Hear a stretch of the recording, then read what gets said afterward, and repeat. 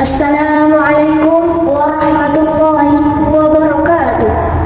Alhamdulillahilladzi an'ama bi ni'matil iman wal islam. Wa nusalli wa nusallamu ala khairil anam sayyidina wa maulana Muhammad wa ala alihi wa sahbihi ajma'in. Amma ba'du.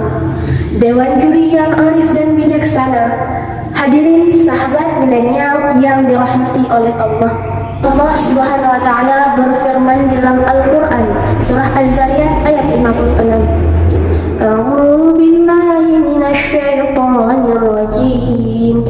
Bismillahirrahmanirrahim. Wa ma khalaqtul jinna wal insa illa liya'budun. Dan Allah tidak menciptakan jin dan manusia melainkan agar mereka beribadah kepadaku. Hadirin, maka spontanitas ibadah dalam beramal soleh inilah tema syarahan yang ingin saya sampaikan. Semua makhluk yang diciptakan Sang Khalik diberikan kesehatan, kesempatan, iman dan Islam dan beribu-ribu nikmat yang lainnya yang tak sanggup diucapkan dengan lisan. Allah tak meminta bayarannya.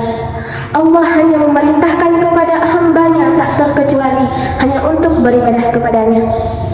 Petunjuk dan perintah untuk beribadah Allah Subhanahu wa taala telah menjelaskan dalam kitab suci Al-Qur'an dan mengutus Rasul untuk menjelaskan petunjuk tersebut.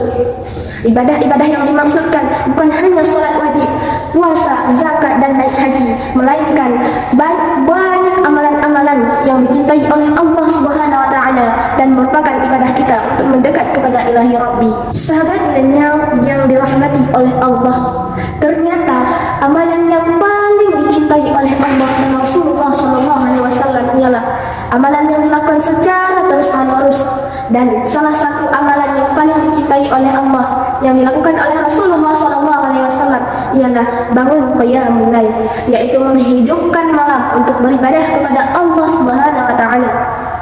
Dilihat dalam sebuah hadis riwayat Bukhari, Allah Subhanahu wa taala pernah berkata dalam hadis qudsi, "Wa ma taqarraba ilayya bi syai' ahabba ilayya mimma aftaratu 'alaih." Dan tidaklah seorang hamba mendekat kepadaku dengan apa yang lebih aku cintai daripada apa-apa yang telah aku fardukan kepadanya. Qad yataqarrabu ilayya bin nawafil hatta ahibbu. Hambaku yang terus-menerus mendekat kepadaku dengan amalan-amalan sunnah hingga aku mencintainya. Hadirin sahabat milenial yang dirahmati oleh Allah, manusia yang bertakarrub dengan amalan-amalan sunnah, mereka memiliki derajat yang tinggi, memiliki keistimewaan yang tinggi dari yang sekedar menunaikan yang wajib sahaja. Dan ketahuilah, amalan-amalan nafilah ini akan menjadikan ibadah kita sempurna. Salah satu yang telah kita sebutkan yaitu qiyamul lail, menghidupkan waktu malam untuk beribadah kepada Allah Subhanahu wa taala dengan amalan-amalan sunnah seperti salat tahajud, salat taubat, salat hajat, tadarus, berdoa dan lain sebagainya. Allah Subhanahu wa taala berfirman dalam Al-Qur'an surah Hud ayat 114. Bismillahirrahmanirrahim. Aqimis salata tarafin nahari wa zulafan minal lail. Innal hasanati yudhibna sayyi'at. Dzalika dzikra lidz-dzakirin. Dan laksanakanlah salat pada kedua ujung siang, pagi dan petang, dan pada bagian permulaan malam. Perbuatan-perbuatan itu akan menghapus kesalahan-kesalahan. Itulah peringatan bagi orang-orang yang mengingat Allah Subhanahu wa taala. Hadirin sahabat milenial yang dirahmati oleh Allah, kita tidak pernah tahu apakah amalan-amalan yang kita lakukan akan diterima oleh Allah Subhanahu wa taala.